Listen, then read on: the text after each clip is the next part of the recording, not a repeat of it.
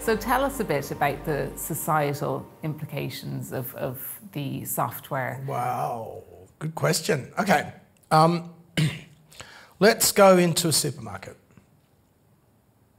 or a university or a school where where you send your children or you go yourself and you walk around and you sit down and you learn something, or you walk around and you don't sit down and you have a shopping cart and you pull stuff off the shelf. All right, these are sealed boxes. And you would expect, whilst in that sealed box, to have delivered to you air and be kept warm. Because I know Ireland gets cold, and where I came from, my last place I was living was Denver in Colorado, and it drops down to minus 24 degrees Celsius. Sorry, any Americans, I can't remember what that is in Fahrenheit. It gets cold. I don't want to walk into a supermarket and freeze. And I don't want to walk into a supermarket and have stale air, which never happens. And I don't want to walk into a supermarket and have the lighting fail. And I don't want to walk into a supermarket and have to think about, will this catch fire? We don't do that because we know that buildings won't catch fire because they've got alarms and fire extinguishers. And if there was any problems, we'd hear the alarm, we run out. We don't worry about it being cold or hot because we have heating, ventilation and cooling systems which take care of that for us. And even if they're not heating or cooling, they're bringing in a supply of air from outside because there are regulations which have been developed by industry and government over decades because we've been living in boxes for hundreds, if not thousands of years.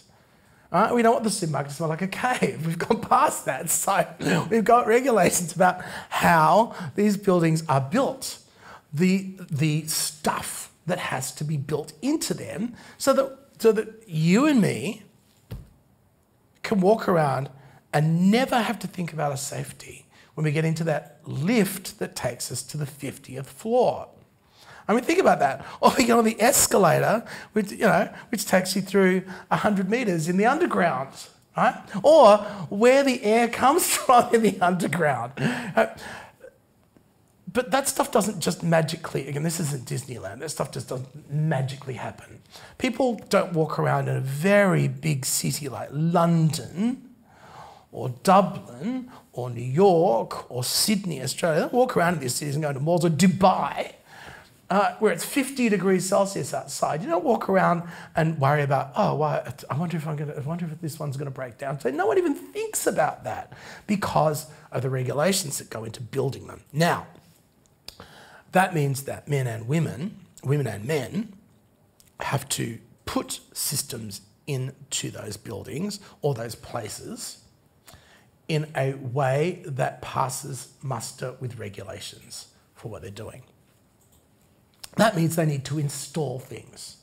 So let's now go back to the field service component of it.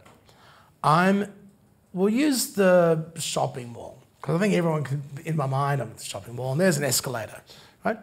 Up you go to the second floor, third floor, fourth floor. They got to be installed. By whom?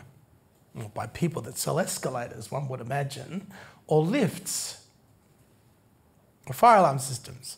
The guys that install, the people that install escalators don't do fire alarm systems because that's not their skill.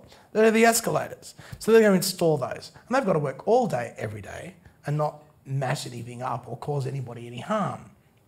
So the escalator companies sell them and they install them as the building is being erected, and then the fire alarm systems, people come in afterwards and they put in the master panel here and then the nodes here, the detectors, and then all the other bits and pieces that go around having a full fire alarm and fire extinguishing system in a building which is 50 floors, which has 3,500 people either work in it or 500,000 people move in and out every day to go and buy stuff.